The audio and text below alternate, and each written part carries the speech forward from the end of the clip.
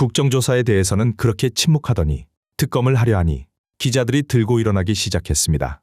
이래서 재래식 언론이라는 소리를 듣는 것인데 국정농단급 사태를 특검으로 수사하겠다는 것 아니겠습니까? 그런데 왜 이게 논란이 되는 거죠? 국정조사 기자회견 중 관련 질문이 나오자 민주당 의원들은 보고서로 반박했습니다. 영상으로 함께 보겠습니다. 그 특검법 발의와 관련돼서 당 지도부도 그렇고 원내 지도부도 그렇고 저희들과 좀 말씀을 좀 드렸습니다. 그래서 저는 저희 국조특위 입장에서는 내일 이제 마무리가 되니까요. 조속하게 특검법 발의가 필요하다는 의견을 드렸습니다. 그래서 아마 당과 원내가 판단을 해서 조속하게 특검법 발의를 할 것으로 예상하고 있습니다. 네, 아까 이쪽에 손 드신 분, 네. 예, 채널A 이준성 기자입니다. 그간 활동 고생하셨고요. 이번 국정조사와 향후 특검까지 이제 종국적으로는 이재명 대통령 진행 재판의 공소 취소가 이제 목적인데 향후 이 관련해서 활동 계획이 어떻게 되시는지 또 특검법 발의 계획이라고 하셨으니까 이 특검법 작성하는 주체는 이제 국조특위가 되는 건지 법사위가 되는 건지 그것도 여쭙습니다. 그 특검법 발의는요, 기본적으로는 당과 원내가 중심이 돼서 특검법 발의를 할 것으로 좀 예상하고 있고요. 가장 중요한 것은 이 윤석열 정권의 조작 기소가 어떻게 됐는지를 국민에게 알려주는 것이 바로 이번에 국정조사 특위였고 청문회였다고 봅니다. 그래서 과연 이런 일들이 있었어? 여러분도 잘 아시겠지만 아니 검사의 수사 중에 가장 중요한 녹취록에 재창희형을 다 검사들도 재창희형이라 들렸는데 어느 순간에 실장님으로 바뀌었단 말이에요. 제가 기자 여러분들 만나서 그런 말씀 드렸습니다. 과거에 언론 지형했으면 검찰발 기사 나오면 그걸 크로스 체크, 팩트 체크 했겠습니까? 그냥 당연히 실장님이라 알고 그 기사 나오고 그냥 진행됐을 거 아니겠습니까? 그러면 그게 법원 재판 과정에서 그냥 반영됐었단 말이죠. 근데 이번에 보니까 시민들이 그 내용들을 다 보고 공소장도 보고 해서 이런 일들이 다 밝혀진 거 아니겠습니까? 이런 사실들을 국민들에게 다 알려줬던 거고 또 쌍방울은 왜 이렇게 됐는지 서해공무원 피격은 어떻게 됐는지 대장동은 왜 이렇게 됐는지 수백 명의 검찰이 동원이 돼서 왜 이렇게 수사가 진행됐는지를 온 국민에게 저희가 다 알려줬기 때문에 이걸 통해서 책임을 묻는 과정이 반드시 필요하다는 생각입니다. 그렇다고 하면은 특검밖에 없는 거 아니겠어요? 검사들을 조사할 수 있는 기관이라고 하는 것이 검사가 검사를 할 수 없다라는 현실이 있기 때문에 특검을 통해서 그것도 조속하게 저희는 특검법을 발의를 하고 특검이 진행되길 바란다는 말씀을 드렸습니다. 저 기자님 말씀 중에 한 가지 좀 정정해 드릴 것이 아까 저희 국조특위의 목적을 공소 취소라고 언급을 하셨는데 전혀 아니고요. 저희가 누차 말씀드리듯이 윤석열 정권 당시에 검찰의 수사 조작 기소 의혹에 대해서 진상을 규명하고 사실을 밝혀내는 그것이 저희 국정조사 특위의 목적이었다는 점 분명히 다시 말씀드립니다. 예. 네. 또 네. 예. 질문에 자연스럽게 이렇게 이어져서 제가 말씀드렸습니다. 예. 세계일보 배민영입니다. 이번 국정조사 과정에서 특히 남욱 수사 과정에서 친고용장을 동원해서 불법적으로 시간에 관련자를 가두는 이런 인권 침해적인 수사 반응이 드러났습니다.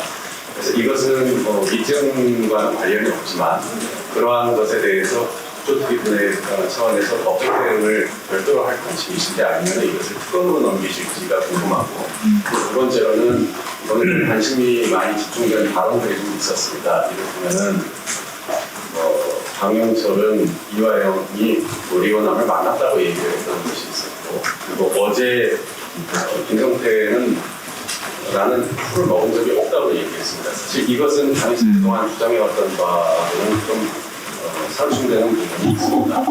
이런 부분에 대해서는 시장에서 어떻게 입장을 정리하고 계십니까? 예. 내일 이제 11시에 저희가 위증으로 고발할 건과 또 당에서 고발할 건을 분류해서 아마 설명을 하는 자리를 가지려고 합니다. 그래서 지금 특위위원들이 논의를 하고 있습니다. 그래서 위증과 고발 대상을 분류하는 작업을 하고 있거든요. 내일 말씀드리도록 하겠습니다. 제가 한 말씀 더 드리면 남욱 관련해서는 듣도 보도 못한 방식이었거든요.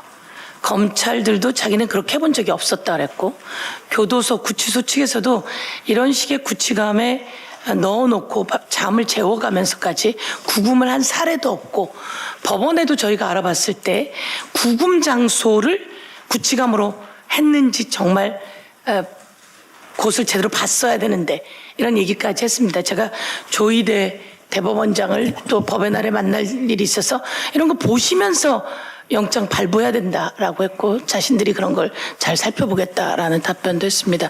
이 부분에 대해서는 국조특위가 할 것인지, 이게 또 당이나 아니면 또 다른 형태로 갈 것인지는 조금 더 고민하겠습니다. 근데 그건 엄연히 위법한 것이고, 이번 국조특위가 아니었으면 이건 절대 밝혀내지 못할 내용이었습니다. 그 이후로 진술이 바뀌는 과정 속에서 또 그 배를 가른다든지 아이들 사진을 꺼내서 보여줬다든지, 이것 영화에나 나올 법한 얘기 아닙니까? 그래서 그런 부분에 대해서는 책임을 꼭 묻게 될 것이고요. 그 다음에 방용철 그리고 김성태의 그 진술 증언들은 그냥 국민이 상식적으로 봐도 앞뒤가 맞지 않는 그 위증입니다. 앞뒤가 맞지 않는 위증이고, 그리고 너무나 많은 사람들이 그 실제 팩트를 증언하고 있거든요.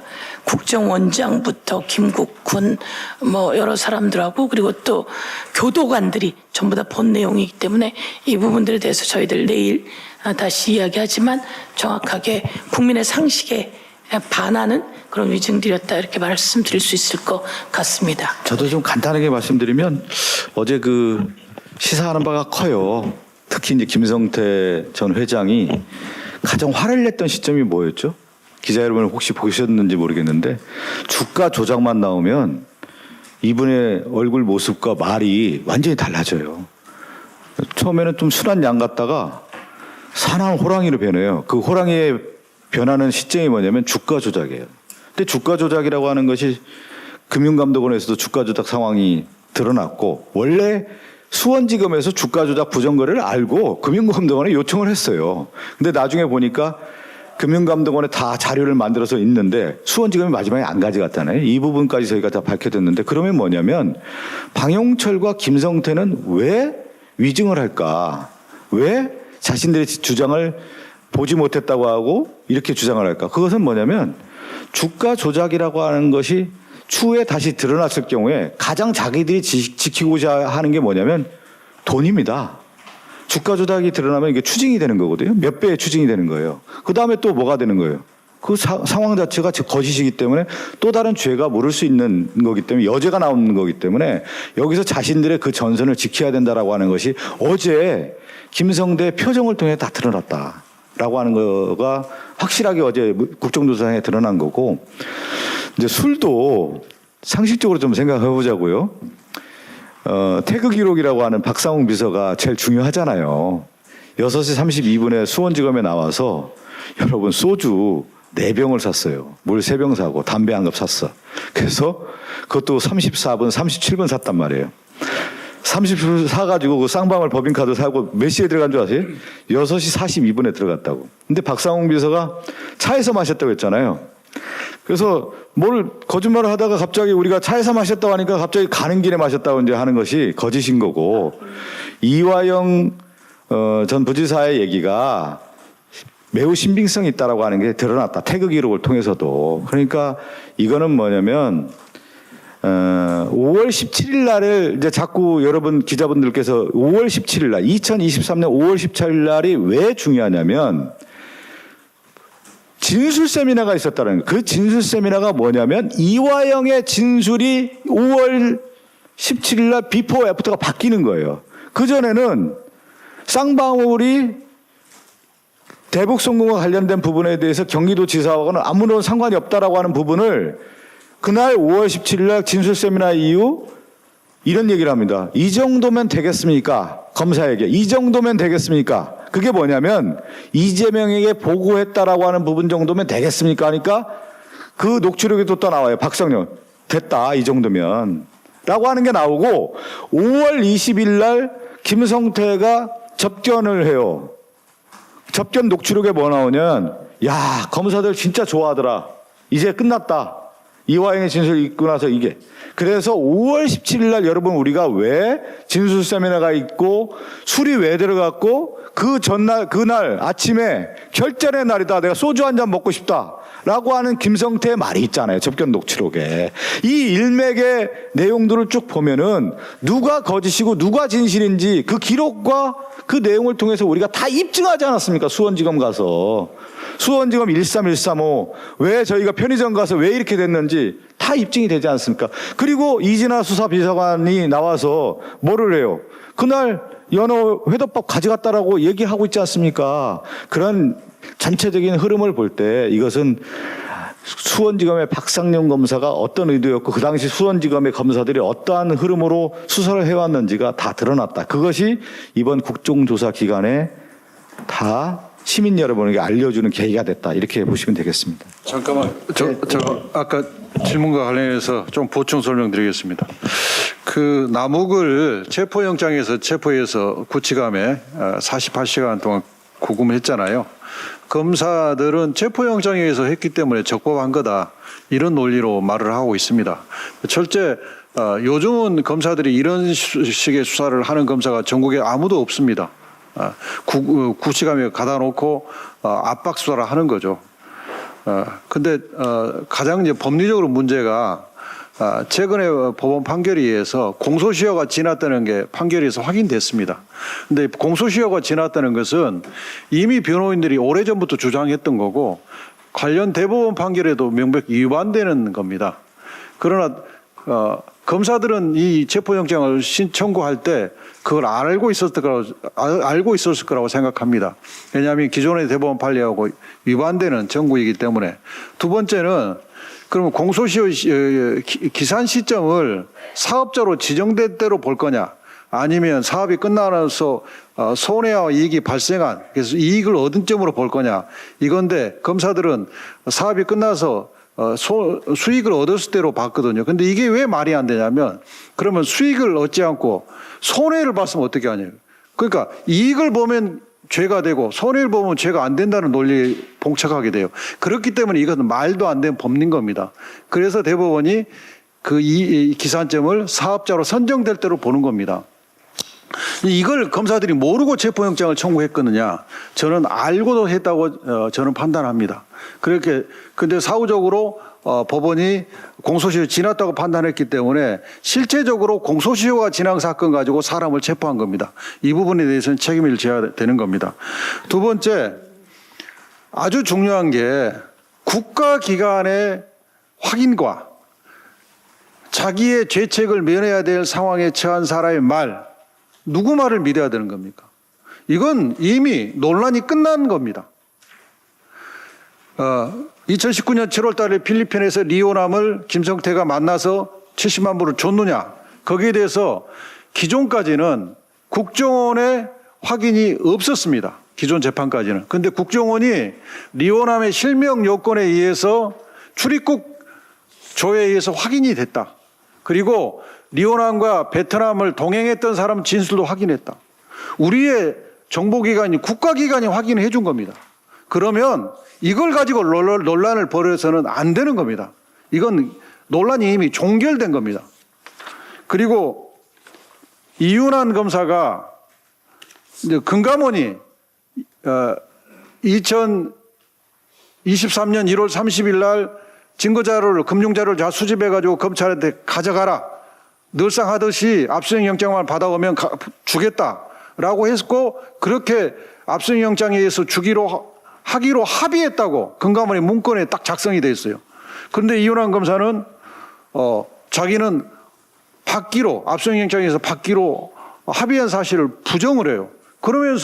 그러면 그런 사실이 없다는 거냐 물으니까 기억이 망확치 않다 이렇게 또 발뺌을 해요.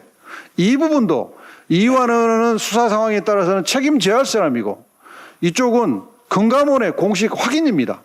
그러면 이것도 논란이 끝난 겁니다. 기자 여러분이 이 부분을 정확하게 정리를 해 주셨으면 좋겠습니다. 파티 관련해서 한 말씀만 드리면요. 5월 17일 날 우리 기자님들 잘 모르셔서 그 설명 갖다 드린 겁니다. 예, 2023년 5월 17일 날 김성태가 그 이야기를 합니다. 소주 한 잔 먹으면은 좋을 텐데라는 이야기를 하는 거고, 그리고 결전 날이다라고 이야기를 합니다. 그리고 5월 18일 날 녹취록에 보면 이제는 그 형도 못 버티더라, 짠하다 이런 얘기를 하게 돼요. 그 자료는 저희가 나중에 다시 제공을 해드리겠습니다. 그리고 나서 5월 17일 날 이 일들이 일어나는 건데, 저희가 어제 질의드렸던 내용들을 보면 그 카드의 행방들이 있습니다. 그러니까 1084라고 하는 그 법인카드의 동선이 결국에는 18시 34분에 이마트 24에서 소주를 구매하고 그다음에 37분에 다시 한 병을 더 삽니다. 그래서 1,800원이 추가 결제가 되는 겁니다. 그래서 박상웅과 그 비서가 샀다고 하는 부분이 소주 4병과 물 3병, 그다음에 담배 한 갑, 인 겁니다. 그리고 나서 한 5분인가 뒤에 다시 13층에 올라가요. 그리고 2시간 뒤에 내려옵니다. 그러니까 20시 30분에 다시 퇴실을 하는 태거 기록을 찍습니다. 그러니까 저희가 물어볼 수밖에 없는 거죠. 본인이 소주를 사가지고 가지고 들어갔느냐라고 물어보는 건데, 본인은 그걸 사서 들어가지 않았고 2시간 동안 그냥 그 자리에서 방치했던 거고 차에서 먹었다고 하는데, 그 이후 동선이 더 웃긴 게 뭐냐면 20시 30분에 나오는데 21시 40분에 강남구 삼성동에 있는 주유소에서 기름을 넣습니다. 그리고 한 30분 뒤에 청담동에 있는 호텔에서 결제가 이루어지는 거예요. 그러니까 술을 먹었다라고 하는 그 시간들이 굉장히 의심스러운 부분들이 많은 겁니다. 그래서 그 17일과 18일에 있었던 녹취록은 이미 법무부에서 공개가 됐던 내용이고, 그 법인카드의 동선까지 이미 그 법무부에서 조사 자료 나와 있기 때문에 필요하다면 제 따로 연락을 주시면 저희가 그 자료를 한번 제공해 드리겠습니다. 그러면서 그 기사에 참고해 주시면 좋을 것 같다는 말씀을 드리겠습니다. 네. 제가 기가 막힌 걸 발견했는데요. 그 영수증 너무 중요하네요. 호텔로 들어갔네요.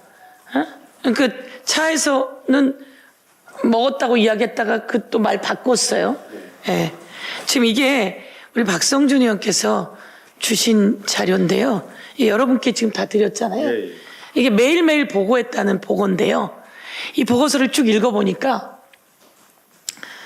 23년 4월 28일부터 30일, 4월 28일이 금요일이고 30일이 토요일인 것 같아요. 그리고 5월 1일 이 보고가 있는데요. 이 보고에 어디에도 이재명 얘기가 없어요. 이 보고에 대북 송금 얘기가 없어요. 그러니까 아직 5월 17일 전 보고잖아요. 이 보고에는 묘묘, 법인카드 이런 얘기만 들어있어요. 그러니까 5월 1일까지 이 보고서에. 이 보고서에 보면 5월 17일 이후에 바뀌거든요. 5월 17일 결전의 날에 중요한 얘기예요. 아주 중요한 거예요. 그러니까 이들은 이게 위로 계속 보고된 보고서거든요. 지금 그래서 박상용이 신동욱 질문에 저희는 매일매일 보고합니다. 차장검사, 그 다음에 부장검사, 차장검사, 지검장, 대검까지 요 얘기를 했고요. 그리고 이 내용은 그 위로 보고되었다고 하는 게 지금 박성준 의원의 보고서인데요. 이 보고서 보면 내가 보기에는 윤석열은 화가 엄청 나겠어요. 이 내용에서는. 내용이 없어요. 이재명도 없고 이재명이 없어요. 이화영 관련한 것은 카드 내역이라든지 이런 내역이에요. 그리고 경기도 관련한 건 묘목, 뭐 밀가루 이런 내용이고요. 그래서 이 내용이 없어요. 없고 이게 이제 그들이 보고되었던 내용인 거죠. 그리고 5월 17일을 전후해서 어떤 지시가 함양이 되었을지는 다시 밝혀져야 되는 내용이고, 그 이후로 바뀌면서 그게 엄청나게 중요한 내용이 된다라는 말씀을 드립니다. 설명하니까 그런데 이제 뭐 다 여러 가지 설명할 필요가 없는데, 그 이화영 전 부지사 정치인할 때 후원했던 분이 있어요. 이 3페이지에 보시면 그 내용이 들어있어요. 이 건설 대표였나 봐요. 이 사람 탈탈 터는 거야. 보니까 제자 입금 내역 소명할 부분, 직원들이 회사 계좌를 입금한 자금의 명목, 자금원 관료, 뭐 그래서 그러니까 이화영 지사 그 얘기했잖아요. 자기 주변에 사람들, 예전에 정치할 때 후원금, 고액 후원금 좀 냈던 사람들까지 탈탈 터는데 거기까지 다 등장해요, 여기에. 그러니까 이것까지 다 보고를 해요. 그다음에 자료 대출 분석 후에 또 5월 1일 날 조사 예정이다. 이런 얘기까지 할 정도로 상세하게 윤석열에게 보고했다라는 것이 드러나는 거고, 제가 어제 그 얘기를 드렸잖아요. 이시원 공직기강 비서관 이 보고자료 자주 눈에 익숙하죠? 그랬더니 답변 잘 못하잖아요. 아니면 아니다 얘기 못하잖아요. 이 안에 많은 게 공직기강 비서관을 통해서 이게 보고가 됐던 내용입니다. 이 안에 네, 많은 내용이 들어있어요. 그러니까 이 안에 다 들어있어요. 제가 한 가지 더 이 문건과 관련해서 재밌는 얘기를 또 말씀드리면 좋죠. 예. 두 번째 페이지 보시면요. 여기 기가 막 두 번째 페이지 두 번째 동그라미 이화영 추가 뇌물 1억 관련 황땡땡 박용철 면담 검사 전우진. 여기서 구글 타임라인을 검사가 수사에 활용하고 있다는 게 명확하게 드러납니다. 구글 타임라인을 써놔. 2019년 11월에서 2020년 3월 방용철 운송기자 황땡땡의 구글 타임라인을 가지고 수사를 쭉 해서 사실관계를 확정한 게 나옵니다. 그러면 이 쌍방울 대북 송금 사건에서는 검찰이 구글 타임라인을 수사에 이용하고 증거를 인정해서 썼는데 왜 김용 부원장 사건에서는 구글 타임라인을 인정할 수 없다고 정반대의 주장을 하냐 말이에요. 구글 타임라인은 수사 현장에서 검사들이 일상적으로 쓰고 있는 수사의 기법입니다. 그래서 그때 방영철이 어떻게 움직였는지, 그래서 이화영 전 부지사를 만났는지 이걸 다 이 구글 타임라인에 의해서 추적해서 확정하고 있지 않습니까? 근데 여기서 예. 구글 타임라인에서 얘기하면서 나오는 건 이화영으로부터 경선보다는 본선 이런 얘기 나오거든요. 그러니까 선거에 도움 이런 얘기가 나와요. 그러니까 여기에 대북 송금 이런 얘기가 나오는 게 아니라 그 당시 선거 도움, 선거 사무소 도움 이런 얘기하면서 오히려 그런 걸 또 추적하려고 해서 뭐 이랬던 것도 나옵니다. 그러니까 5월 1일 상황도 보면은 제목이 뭐냐면 이화영 및 측근비리 관련 수사거든요. 그 사람들 다 지금 털고 있는 상황이고, 아까 얘기한 고액 후원자가 들고 경기도 관련 수사가 누구를 하고 있고, 쌍방울 그룹 관련 수사는 어떻게 되어 있고, 이 횡령에 대한 부분은 지금 수사하고 있지 않습니까? 4월 28일부터 30일이고 5월 1일 날에는 쌍방울 그룹 관련 수사를 어떻게 진행하겠다라는 내용까지 다 포함되어 있는 것이죠. 하나하나 다 보고를 이 받았다. 안에 많은 게 들어있네요. 그러니까 많이 들어가 있습니다.